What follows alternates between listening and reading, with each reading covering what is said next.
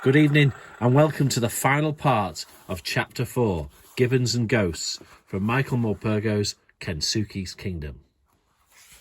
When we last left Michael and Stella, Michael had just made fire when a large monkey appeared from out of the forest. It was brown, ginger brown. It was an orangutan, I was sure of it. He sat down just a few feet from me and considered me. I dared not move. When he'd seen enough, he scratched his neck casually, turned, and made his way on all fours slowly back into the forest. Stella went on growling long after he was gone. So there were orangutans here as well as gibbons. Or perhaps it was orangutans that made the howling noise and not gibbons at all. Maybe I'd been wrong all along. I'd seen a Clint Eastwood film once with an orangutan. That one, I remembered, had been friendly enough. I just hoped this one would be the same. Then I saw smoke.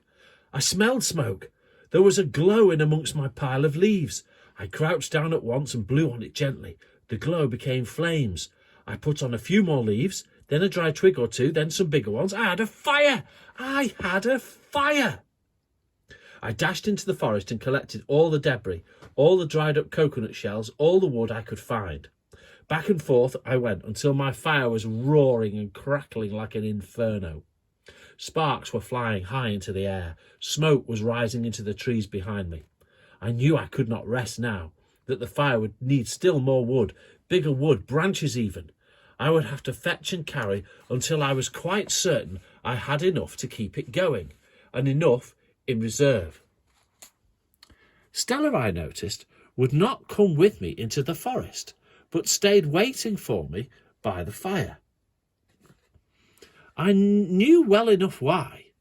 I kept a wary eye out for the orangutan myself, but I was too intent on my fire now to worry too much about him.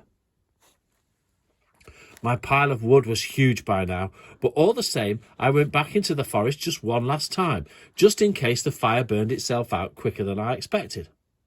I had to go deeper into the forest, so it took quite a while. I was coming out of the trees, loaded with wood up to my chin, when I realised there was much less smoke coming from the fire than there had been before, and no flames at all. Then, through the smoke, I saw him, the orangutan. He was crouching down and scooping sand onto my fire. He stood up and came towards me, now out of the smoke. He was not an orangutan at all. It was a man.